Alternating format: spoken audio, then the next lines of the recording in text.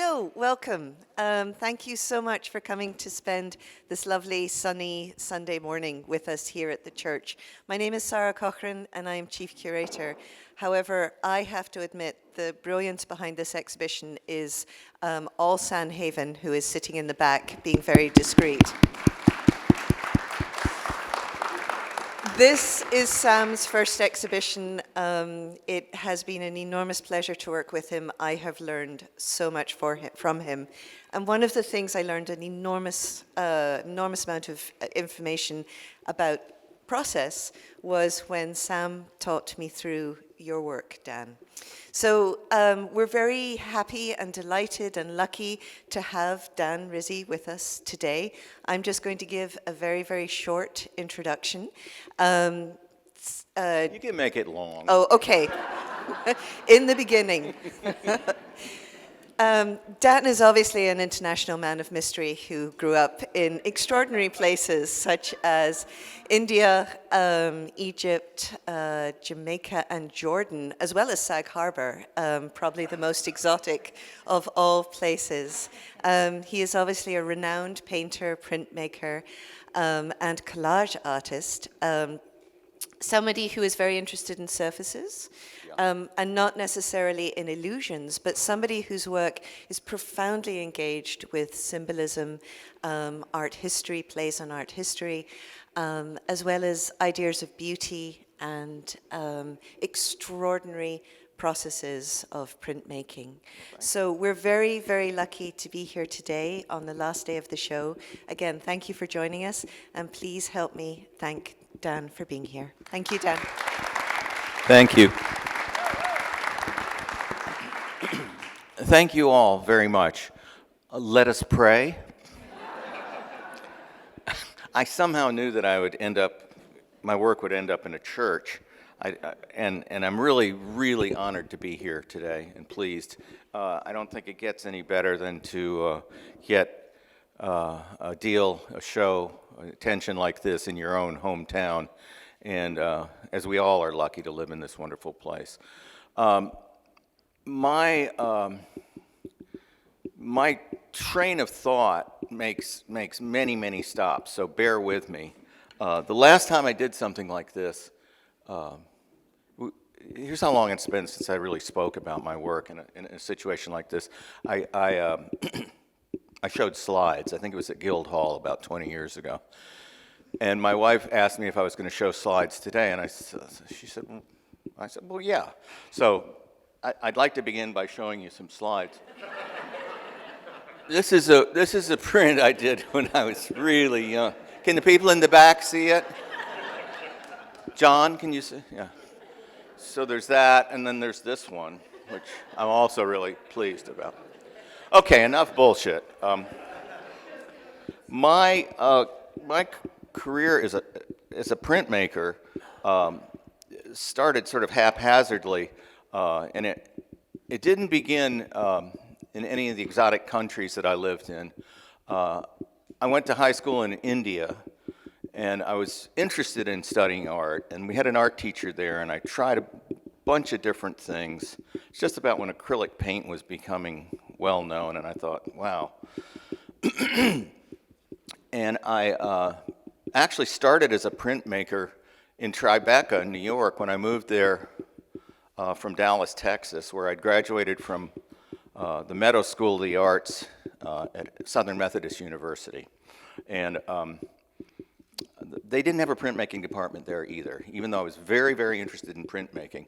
But my connection with printmaking was going to the art library and graduate school there and pulling out an art forum and looking at Jasper Johns doing a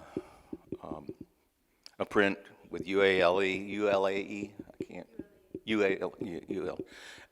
Robert Rauschenberg. It just seemed so romantic and wonderful to me. And yet I'd never really worked in a real print shop. I could make etchings at SMU, but I couldn't make real prints. And when I got to Tribeca, there were artists like Eric and Donald Sultan, John Toriano. I'm not excluding anybody, but already making prints, and I was very, very excited about doing it. And at the time, my art dealer in Texas had bought a building right in the middle of Tribeca, and this was before Tribeca was what it is today. It was sort of a no man's land. There was the Odeon and Magoo's, and there was a guy named Bob Feldman who ran a thing called Parasol Press. And he was right next door to the building my art dealer bought. And I became friends with Donald Sultan, who was doing prints with Bob Feldman at the time. And all of a sudden, I sort of felt like I was getting to know the print world. What really changed it was meeting Morris Payne, who at the time was printing for,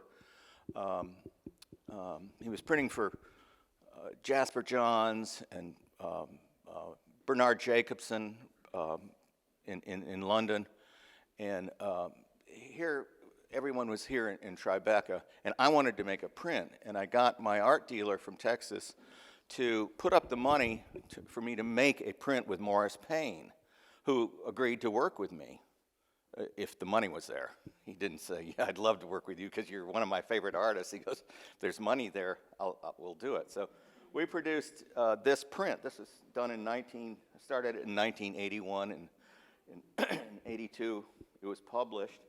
And Morris Payne had been working with Jasper Johns at the time, and I went over to the studio, and there were these beautiful little Jasper Johns hanging on the wall, and I said, well, that's what I'd like to do, some prints that size, thinking that, you know, I can't. I'm not a printmaker. He goes, nobody knows who you are. These are Jasper Johns prints. They're already sold. You need to make a big print. So the next morning I went in to the studio, and he had 4 pieces of copper the size of this, polished. It was like looking at really fine jewelry. And it's just like, you expect me to fuck these plates up? They're so beautiful. And he said, this is the size print you're going to do. And as luck would have it, Reva Castleman, who was the curator of, correct me if I'm not right on the curator of prints and works on paper at the Museum of Modern Art, came up to look at Morris's prints that he was doing with Jasper Johns. He was also printing with Hockney and a lot of, so I was in great company, but it was making me extremely nervous because these guys already had great careers and I was just starting out. But she saw this piece up there when she was looking at the Johns, and she said, who is this? And long story short, was a year later, she put this up, it was in the collection of the Museum of Modern Art. It was put in a show at the Brooklyn Museum called The American Artist as a Printmaker. And I sort of felt like, wow, I'm on my way. So 30 years later, here I am today telling you these stories, which are all true. But that's how it all got started. A couple months ago, Sam, who curated this whole show, came over to the studio and we started talking. And I felt like, wow, it's deja vu all over again. And he included me in the beautiful exhibition that's going on right now. I know sometimes my work looks like Robert Longo, but I did this little piece, and Sam decided he wanted to show it. So I kind of felt like that opened up my memories of making prints and stuff. It's the first time I've seen these works together in a long time, so it's kind of an emotional situation for me. But when I look at these, like Morris Payne, who I wish could have been here today, in '82 we did this. We also did this print together. Out here in Amagansett, we were at one point going to open up a print shop. But all these pieces were done at different times in my career. This one was done at a place in Austin, Texas called Flatbed Press. And I really kind of cut my teeth working there. This piece that was in the show, which the church asked me to speak about, and I'm going to try and do that now, was sort of a mistake to begin with, because I flew down from, I was either living in New York or Dallas at the time, and at one point I had studios in both places, so I was splitting my time. I came down to Flatbed Press in Austin, which is a marvelous place to work, and I found this little copper plate, exact size of that, and it had been sort of tortured, and Kathy Brinberry, who was the master printer and ran the place at them, she said, don't look at that, I'll get you a brand new piece of copper. And I said, no, I want this, because it's already got information on it. And it had been, scratched on the floor, it had been eaten through with acid and stuff. And the reason I'm talking about this is that printmaking, it starts a lot of times with a mistake. But the thing about printmaking that's really, really important to me is the collaboration. The whole story of having an idea, being extremely nervous, like I was with Morris Payne, and saying, I want to do these little prints, and he's saying, no, I'm the printer. You're going to do big prints. Because it's probably the only time that you can boss somebody around like that, because you got to listen to them, and the thing to do is work with them, not work against them. So the collaborative thing started me in printmaking, and this is just one example, but what it did was it informed me on how to do a lot of different things using this as a starting point. I mean, it's not a means to an end in my book. Printmaking opened up a million doors for me. I ended up in shows that I never thought I would be in, and I ended up working with people that I'm still working with today. It's my entire career. I've worked with guys like Morris Payne. I've worked at Flatbed Press in Dallas, Texas. I've done some prints over in England, again with Morris Payne through the Royal Academy over there. It's really kind of opened up a whole new world to me. And the collaborative thing was wonderful. I put this book up here that has some of my prints in it. I did this book with Roseanne Cash, who I believe is going to be playing here soon. We did this collaborative thing with her lyrics and my artwork. Also, there's some tables and stuff spread out here when I stop yakking, and we ask some questions. Feel free to look at some of these things. But this book was sort of a labor of love that came directly out of printmaking, because I was at a studio in Austin, Texas, listening to Roseanne Cash on the radio, on the stereo system. And one of the directors of the gallery came up, he said, oh, you like Roseanne Cash? I said, well, actually, yeah, I like her a lot. She's a friend, and she has a few pieces of mine, and I love listening to her work while I work. And he said, well, why don't you do something together? And I thought, yeah, sure. I can barely play guitar. But we ended up a year later with this book, which was, it's hard to explain how fulfilling something like that is, because it comes just out of the mist, and when it gels and becomes a real project and a real thing, it's pretty wonderful. And then you have a hard copy to take with you forever. So the collaborative thing is just, it's to me, or for me, it's the key. It's where it all starts. Printmaking is a group effort for me. I've never really made a print totally by myself. It's always been working with a printmaker and, hey, why don't you try this? Or let's try this together. For instance, monotyping, which I don't have any monotypes here. But I was working with Morris Payne again in our studio. Go back to the first print there, which was on Broadway and Bleecker. Tremendous amount of light and a great place to work. And he had all these copper plates around, and an artist that he'd worked with had a bunch of Winsor Newton oil paints, and he said, go ahead and use them. He just left them here. And I did a bunch of monotypes.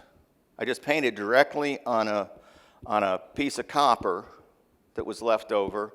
Then we ran it through the press, and I thought, wow, well, what's the reason? Why don't you just paint directly on the canvas? Somebody said. I said, well, you don't get that. You don't get that feeling.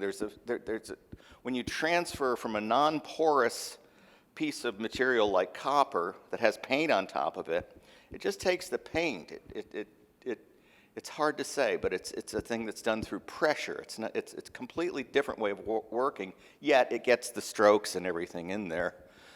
So, I mean, it's just I won't, but I could go on forever about the avenues that were opened to me by becoming a printmaker, and I think that's probably, once I started looking through the few publications that I'm lucky enough to have, a great deal of it is about printmaking.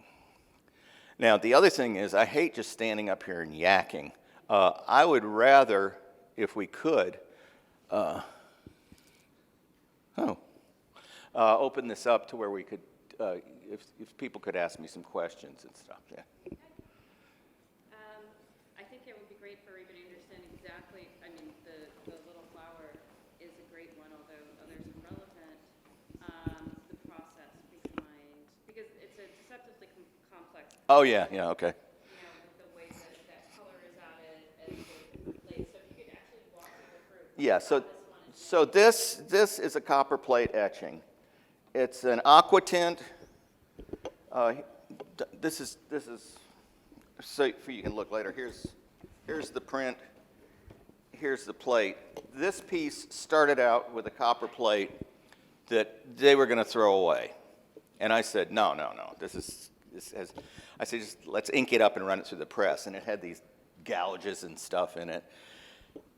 And when I finally got the plate screwed up enough to where I liked it, then I started working on it, and I painted on pure copper. I painted with sugar lift. I painted that little flower.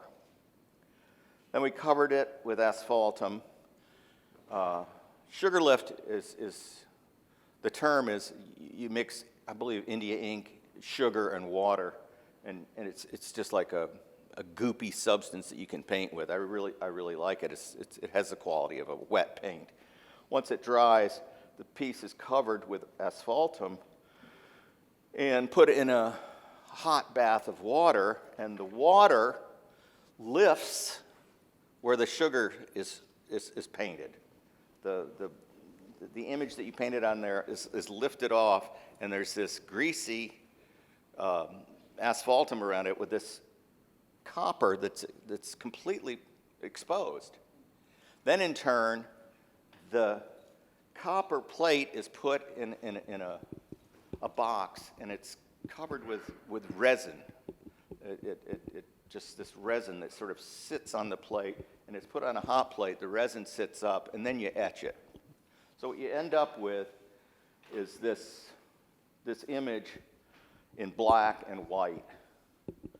And I then had a piece of chine collé, which is a piece of Indian paper with little bits of wood and stuff in it. I cut it to the exact size of the plate, put the chine collé on the plate, and then put a backing piece of BFK Reeves or something like that through the press, and voila! I had a little black and white print, or I had 30 of them. I'm not sure how many we made, 25 or 30, which I hand colored each one individually. So it was a combination of things, mediums and paints, and like you said, it was a little more complicated than I thought. But it's always been one of my favorites, and I love making a black and white image with open areas, and when it's dry, hand coloring, because basically a child could do it. You're back to a coloring book, but you made the original, so you can get away with it and say, oh, isn't that beautiful? How well you did that well. Yeah. Well, I guess the most difficult thing was trying to get each one to be almost alike, but I love the idea that even though you can do additions, each print is really different and has a life of its own. And for me, the call to use as many different materials and stuff is just fascinating, and I still love doing it. I mean, going to make I can't wait to go back to the place in Texas, go back to Tandem Press, which is in Madison, Wisconsin, and it's one of the top printmaking places in the world now. I mean, Tandem Press is probably you can do woodcuts, etchings, silk screens. You can probably do 3D printing there if you want. And it's where the collaborative experience really opened up for me, because I'd never done a woodcut, and they have a great woodcutting department there. This is a woodcut. There's no etching in this. This is all etching. This is all sugar lift and aqua tint. Morris paint again. So, yeah. Yeah, just going back to the small piece. This one? Going back to the small piece, you recognized something when you saw that copper plate. Yeah. You recognized that there was something spontaneous, out of your control because of the gouges and all the... Exactly. And my question to you is, did that experience inspire you to mess around with other plates and see what unexpected things might happen before you started doing your actual work on them? Absolutely. Once I felt like this was a successful print, and I loved what the outcome was, I remember going there once, and the master printer there, Kathy Brinberry, said when I got in, she said, "I've got a beautiful little copper plate for you," and it was perfect. The edges were filed, and it was this print. The edges were filed down, and it was spotless. And I took it and zoom, just sailed it across the concrete floor, and she's like, "What the fuck?" And I said, "Well, that's what we do. That's how we do it now." But every time I look at that, I see these scratches. That's how this print began. And I actually, to be honest with you, you hear printmaking stories. Like, I talked to Morris once. He said he was printing for the artist Jim Dine, and he said he would he had a little studio in Warren Street, downtown in New York, and he said he'd sit there for hours, and Jim Dine would be over there working by himself. And he said he went out for a cup of tea once, and he came back, and Jim Dine had ink all over his face, and he had been using his beard as a brush. And I thought, wow, I can never compete with that. But it's interesting to see. He printed at Tandem Press too, and he had this huge woodcut, a 4x8 piece of wood, like lumber from the I'm not sure what kind of wood, but he was actually painting with a chainsaw, and the possibilities are just unbelievable. I print Tandem Press, where I did that and that one there, the woodcut down there. The filmmaker David Lynch, who's also an artist, was printing there when I got there once, and he had some dead mice and rats that he was printing with. So, I mean, pretty much anything goes. I've yet to use, dead animals, but anyways. Did that answer your question? I mean, yeah. So fucking around is part of the process. Yeah, but seriously fucking around, as opposed to, making yourself take a chance. That's because there's a part of it that's so precious. Like I keep going back to the first print. I still wake up in cold sweat and think about those 4 beautiful pieces of copper there, and thinking, I'm going to screw these up. That's why I wanted to do a small piece. Yeah, well, back in those days, I didn't know where to start. And I just started with this print. I just took a dry point needle and started drawing. And I had some sketches and things. And this piece is called Where the Ceiling Meets the Floor. And I thought I was like explaining cubism to modern day. I was so into it. And it's but I said I'd read about sheen collé to explain to everybody what that is. That for instance, a lot of these prints are printed on a piece of Japanese or Indian paper that has bits of wood and stuff in it. It's called cherry, and the black and white part of this print. This is another hand-colored one. And called Picabia, because I was looking at Picabia book, waiting for something to dry, and I thought, oh, that'll work.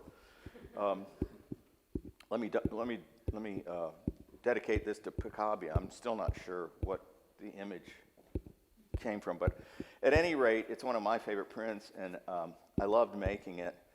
But it was printed originally on this piece of. As a matter of fact, we were talking. I didn't realize. You didn't think it was an etching at first. It was printed first on this piece of sheen collé Indian paper, cut exactly the size of the plate. Then the black and white piece was glued to, put through a press, glued to this background, and background piece of arches or BFK Reeves or whatever. And then again, I hand-colored all of the addition. So that's. I wanted to ask some stuff. I hope everybody here, when you're listening to Dan talk about these, understands like the indirection that's fundamental to printmaking. So you're working on an image, and it gets printed backwards. Right. So you have to kind of think backwards or in mirror fashion. When you put a sugar lift onto a plate, that's the part that's going to be black normally. Yeah. And then when you put the asphaltum, which is kind of like, imagine the kind of tar that you'd put on a driveway even, but really thinned down. Which resists acid. It gets painted on, so that becomes the white part. But then it can also be affected later by being etched into. But so there are all these different kinds of layering techniques that Dan is just an ultimate master at. And the nature of this whole process, I mean, you're a funny, straight shooting kind of guy, and yet you're a master of the indirection. Huh? Kind of guy.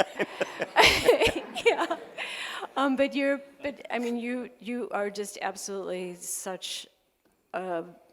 so in control of all of these kinds of things about printmaking, which force you to kind of come around at your own sensibility from behind. Like you just don't approach a print in the same way that you approach anything else. And it's great for artists, I think, because it makes your whole mind kind of it's freeing. flip-flop. It's really great.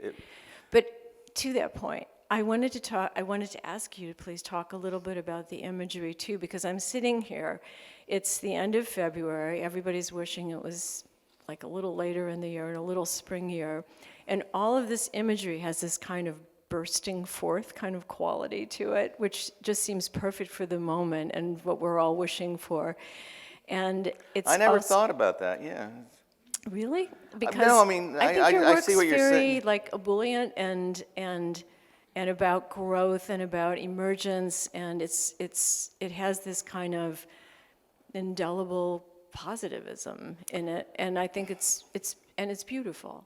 Well, thank you. And playful. And thank you for bringing that up, because the imagery, when I lived in a warehouse district for a long time in Dallas, and I just looked out my window and there was buildings, and when I moved to New York, I rented John Toriano's studio in Tribeca again, and it was modern geometry of buildings and places. I moved out here, and all of a sudden I was really hit in the face with nature. I mean, I started feeding the birds in my front yard. Believe it or not, most of these images have a beginning, and they started somewhere. This piece called Agua Fria was when Flatbed Press was located by a railroad track, and I just took some of the images from the railroad track and put them to use, and then that informed my next work and my next work and my next work. But flowers, I never really thought about flowers, but once I got out here and got my studio in North Haven, which I always dreamed I would want a studio where I could see the water from my studio, and I don't know how I got lucky enough to pull that off, but I started looking out my window and painting the way I can paint, birds and the balls. The first time I really used the ball was the artist from Shelter Island that used to, Alan Shields. Alan Shields. I was at his studio, and my memory's shot, but I was at Alan's studio, and he had this iron ball. And I said, I just love it. He goes, every time you come over here, you love that ball. He said, put it in your car, take it home with you. And I said, well, what am I going to do with it? And he said, well, you're going to get it out of here because I don't want it anymore. And he was like the type of guy that when he said, get it, I said, okay. He was, I called him Ahab. He was this huge guy with a fishing hook tattooed on the back of his neck. And I took it home and I hung it from a tree right outside my studio. And I just thought, oh, this is gorgeous. And it started appearing in the work. I've always used circles and it's just a space filler because it's a perfect shape. It just works with almost everything. But the birds and a lot of the abstractions of plants and stuff come from real observation of really looking at a still life. Or I even have some stuff at home where I put some flowers in a vase, and that's the first thing I ever painted in my life. There's a book back there that has the first painting I ever did, and it's a vase with flowers in it. And I hated it then, and I kind of hate it now. I think it's terrible painting, but that's where a lot of this stuff started. Yes, ma'am, sir. Me? Oh, me? Okay. A quick question. What percentage of the prints that you start do you finish as opposed to throw away? There is damage control, and if you take something, sometimes if you take like a piece of metal too far, you may have gone beyond what you can do to say, well, this was a lucky mistake, because a lot of it is a lucky mistake. These little circles here are just dipping a glass into the asphaltum or whatever I'm painting with, and putting it down on the, and I thought, I did it by mistake once. I'm like, shit. I went, whoa, wait, do another one, do some more. But percentage-wise, not a tremendous amount, but 15% of I abandon and I keep the plates, and I do sometimes go back and completely redo them. But yeah, it's kind of it's difficult when it doesn't work. I mean, but I don't have that much. Ways. Good question. Dan, I loved your slideshow. I have a question about editions, because I've never asked. Did you see this one? Yeah, that's my favorite. How do you decide on the quantity of prints you're going to make in any given edition? I remember when I first moved to Dallas, when I got accepted at the Meadows School of Arts, I really didn't have two pennies to rub together. And I remember I graduated, I moved to the United States from India. That's where I went to high school. And I came back to a country that I didn't even recognize. I'd been gone for 4 years, but the Vietnam War, all of a sudden I was of age. And what was your question? Oh, the quantity, yeah. I came back. I don't know how I got there, but I came back. And I worked at this gallery, which I lied my way into. It was called Circle Gallery, and they showed contemporary prints. It was kind of a schlocky thing, but they had Legers, they had Salvador Dali, they had Picasso, a few Matisses, and then a bunch of, huh? Well, no, but then they had a lot of schlock. They had a lot of stuff that you just. But those were the ones that attracted me, and I thought, well, this can't be all bad. I can work here. And the woman says, do you know anything about printmaking? I had no idea. I said, well, I'm studying printmaking as a career. I mean, do I know anything about printmaking? And I immediately went home and got the Tamarind book out of the library and started reading. So, but I got a job there. And one of the things I noticed is a lot of those editions were like, 2,000. And to me, that was offensive to me from the get-go, because you're basically just printing posters at that point. It's all about money. And so I think the biggest edition I ever did was when there's a thing for the Cleveland Museum of Art Print Collectors Forum, which April and I were both asked to do a print for. It's quite an honor to be asked to contribute. They did a pretty high edition, as I remember. About 120. Yeah, and that's the biggest I've ever gone. But they specifically went to people. Usually my editions are really, really small, and that's a great question, because it was important to me to not do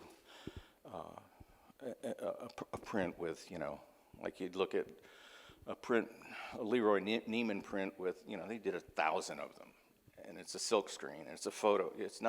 There's no mark of the hand, not that there has to be. I mean, anything goes, but I usually try to keep 50 is a huge addition for me. Hi there. Oops. Yeah. In a gallery, if you're doing an edition of 50, do you save a number of artist proofs or HC, out of Comer, de Comer, yeah, that you could play with, or maybe that's a mistake, but you love it, or, it's not the perfect. And next question, if I may, when you paint on the black and white, do you have a favorite medium? Do you use acrylic? Do you use tints, inks for the color? Well, I'll answer the question backwards. When I paint you mean paint in my studio on a canvas, or? Oh, yeah, I either use gouache or just a really good watercolor, or really crummy watercolor sometimes, depending on what kind of effect you want. But,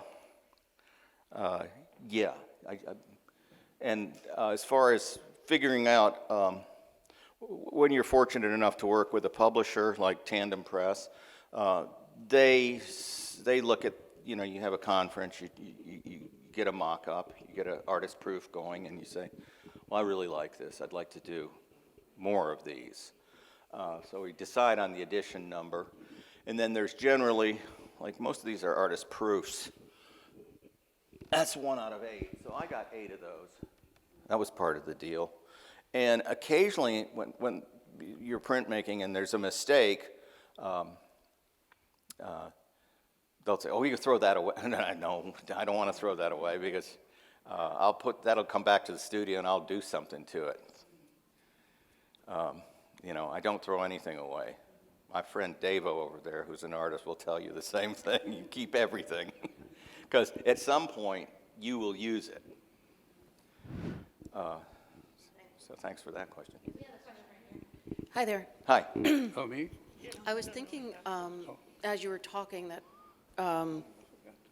so much of the appeal of printmaking is thinking of the person making the process. and the physicality of the print, and then you're here embodying it and, you know, presenting it to community. And you're talking and incorporating how randomness and anything goes really adds body and life to your work.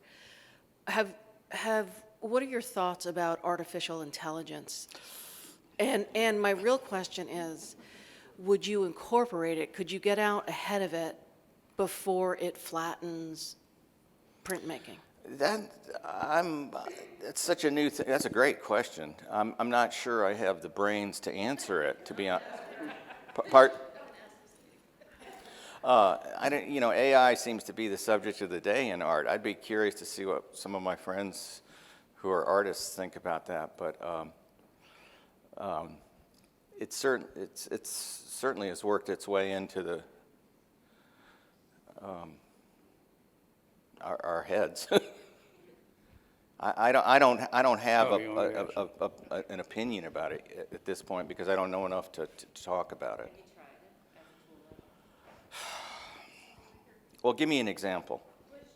You just like, I asked if he tried it, I asked if he had tried it just as a tool, as something fun, like if you've gone into whatever, Mind Valley or ChatGPT and give it a prompt just to see what happens. No, I'll try it. Try it. Let's do it right now. Anybody has an phone? We could? So you'd be open to trying it as a tool? Sure. Yeah. I mean, that's not a bad thing, is it? No, you come back and see it, tell us what happens. Okay. Deal. Your signature image has become this black bird, right? I'm sorry? Your signature image has become this black bird, right? Well, it worked its way in, yeah. Right? Yeah. I mean, you're recognized for the black Yeah. bird now. Yeah. Why the black bird? I mean, birds come in different colors, right? Oh, But yeah. kinda- That's a good point, yeah. But it's always black. You're right. I never thought about that. My wife will tell you that when we bought our house in North Haven in '95, I'd never lived in a house. I never had a yard per se. You know, it was always an apartment building in a city or something. And all of a sudden, there was, you know, we had an acre of property, and there were squirrels and black birds, crows, and I really fell in love with the crows. And this is put together from the flowers that grew outside my studio and the crows that sit in the tree to this very day and will be there when I get home today asking me for food. And they sing to me and speak to me. Yeah, oh, you do too? Yeah. And crows recognize people. Supposedly, and I didn't realize that, 25 years ago, I'd come home from the grocery store, and I'd have 2 bags of groceries, and these birds were just going crazy, to the point where my neighbors were like, can you tone it down a little bit? It's like, there'd be 100 crows in the trees just screaming. I'd take a loaf of bread and bring it out and give it to them. I don't ever throw, like, a chicken carcass away. I just bring it out, and Susan said, "Are you going to feed your children?" So they became, the blackbirds. I actually had a set of things that I was going to use to explain that. And one was, in the winter, I remember looking out. I thought, well, now I live here in the country. I got to do something about nature. I can't do this hard-edged geometry anymore. And I looked out, and there's a tree with no leaves on it, but a bunch of birds sitting in it. And I just, I still have the piece. I should have brought it. I just took a little canvas in my studio and I drew with green. I did like the outline of a tree trunk and branches and then these black dots. And I know it doesn't sound very interesting, but to me it was a huge breakthrough. I thought, I can use this image and I can completely call it my own. But that's where the black birds came from. Dan, Yes. there's a question up here on the balcony, right up here. Oh, It's just me, Dan, I was thinking there is a God. There is a God. from the nosebleeds. I didn't mean to make fun about this church, being in church. Can you see me? It's Lindsay. Yes, Lindsay, I can see you. I had a question. I can see up your sweater, as a matter of You fact. can, well, luckily it's tucked into my jeans, but thank you for that. I had a question, back to the subject matter. I see this kind of crowded chaos color that reminds me of having spent 13 years in textiles in India. Like, I see so much India in here, and just the embroidery and especially the crows, which you've just told us is not India. But I wondered, is any of your work informed by the 4 years you spent in high school in India? Do you feel Lindsay, like that thank kind you of rubbed for off on asking you? that question, because I'm just going to walk back here for a minute. Because about 10 years ago, I went to India, and, oh shucks, where's my catalog? Shucks. Well, the Spannerman catalog? Yeah. Oh, yeah. So I had this show at Spannerman about 10 years ago, the same time I went to India, and this is one of the paintings. Now, I never thought about it, but as a kid, maybe I was 17 or 18, I went to the Taj Mahal, I went to Agra, and I was taken by the place as a structure, and historically significant, and you know, the river that ran by it, and then the lonely outpost over there where Shah Jahan, who built the Taj Mahal, was put in a cell, basically, with one window that looked at the Taj Mahal that he built for his wife, but he ended up in prison. And what I was taken with was the mosaics, the inlays, and the razor sawtooth tulips came directly out of the imagery that I saw there as a kid. And 25, 30 years later, I went back with a friend of mine to India, and we went to Agra, and our driver was asking about my artwork, and I showed him this, and he went, "Oh, the Taj Mahal." Now, I didn't really put it together. I'm not trying to be, I just never thought about it, but it was completely ingrained into it was just put in there.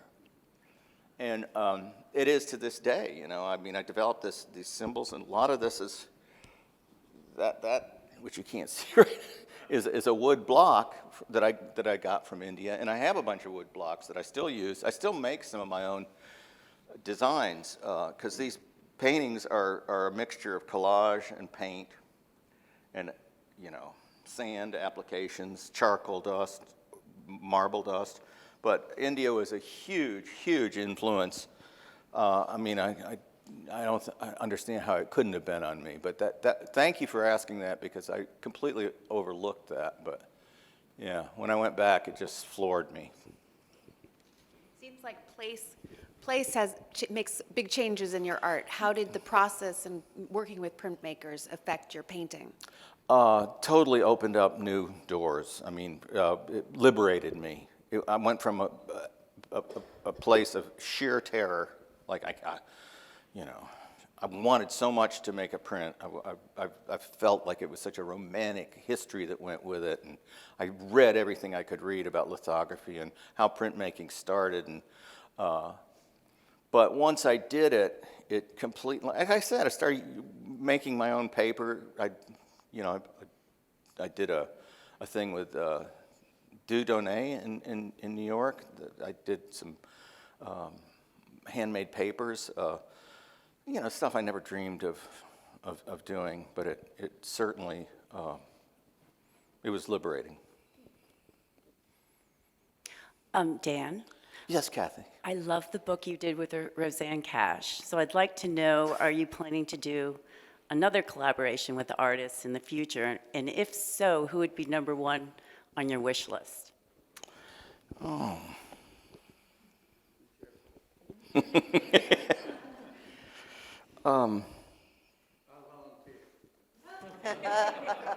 Oh, Nathan Joseph.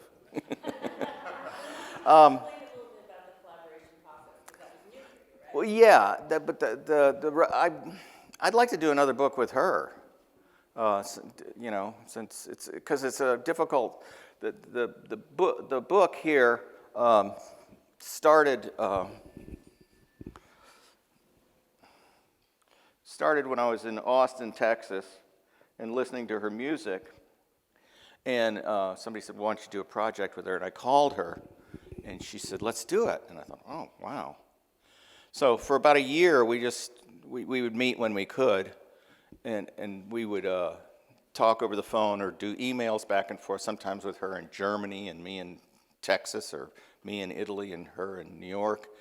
We just start sending these images back and forth. And we were working with the University of Texas Press, which is a really cool press. And they were fortunately very, very receptive. I took the project to them because they were doing my monograph, which was there at the time. So I had my foot in the door already, and I said, hey, I talked to the publisher at the time, the guy in charge, the director, and I said, how about a book with Roseanne Cash? So I'm not trying to hitch my wagon to a star, even though it was. I mean, it means nothing to me. But she went along with it, and we just started piecing this thing together. And it was a completely interesting project because just finding, I think she found out some things about her work, and I found out some things about my work.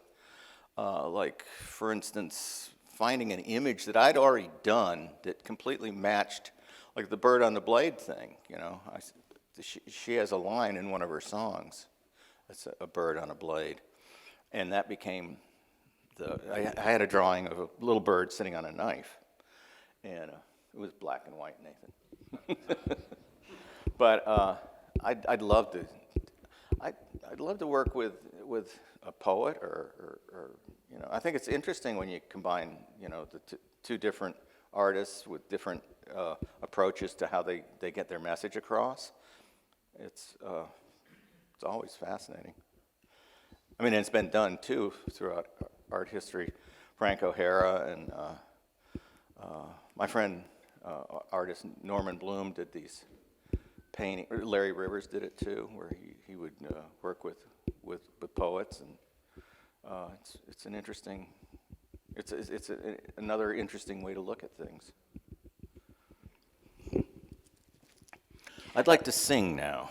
Wait, there's one more question. Hey, Dan.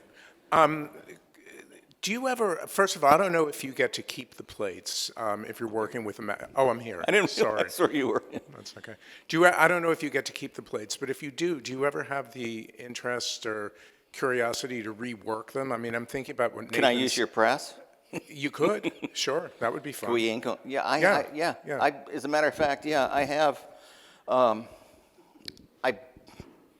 I often ask if I can have the plates. Like this one, we cut a hole in it, and he said, yeah, you can have it. Then I said, well, let's print it with a hole in it.